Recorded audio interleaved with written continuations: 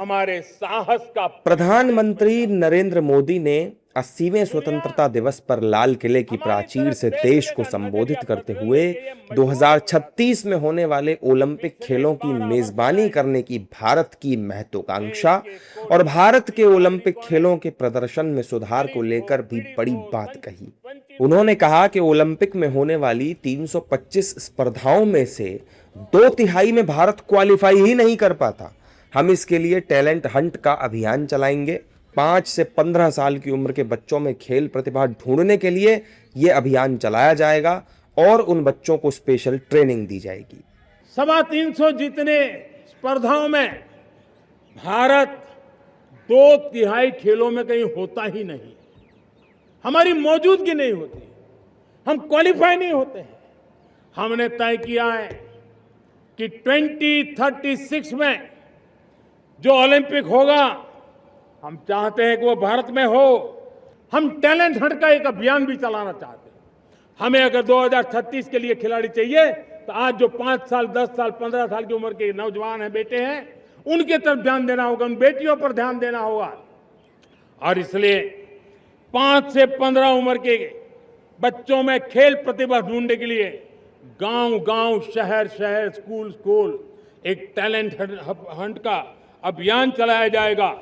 बच्चों की प्रतिभा को देखा जाएगा और फिर उनको स्पेशल ट्रेनिंग दे करके देश के लिए खेलने वाले अच्छे खिलाड़ी बनाए जाएंगे।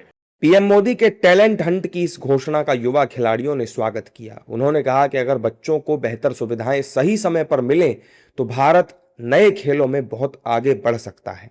प्रधानमंत्री जी का टैलेंट हब अभियान एक बहुत अच्छी पहल है।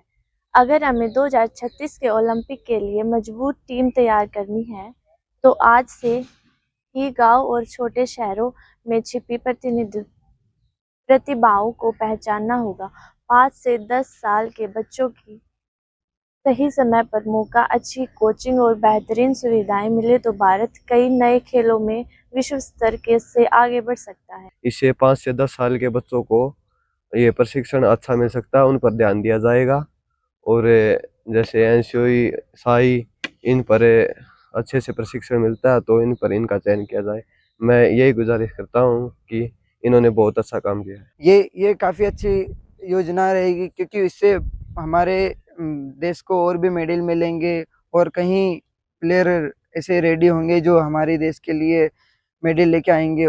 पीएम मोदी के इस ऐलान पर गांधीनगर में स्पोर्ट्स अथॉरिटी ऑफ इंडिया में काम कर रहे कोच बिनॉय डीएस ने कहा कि खेलो इंडिया में ज्यादातर खेलों को शामिल करके जमीनी स्तर पर साई के प्रशिक्षण केंद्रों की संख्या बढ़ाकर ऐसा किया जा सकता है।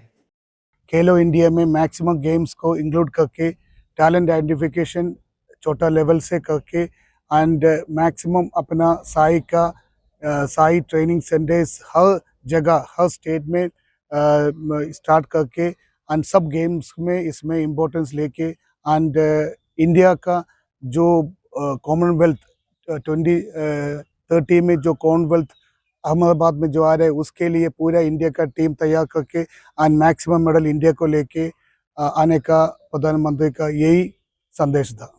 पीएम मोदी के टैलेंट हंट के ऐलान से देश में छिपी खेल प्रतिभाओं को कम उम्र में पहचानने और उन्हें बेहतर प्रशिक्षण देने की नई उम्मीद जगी है।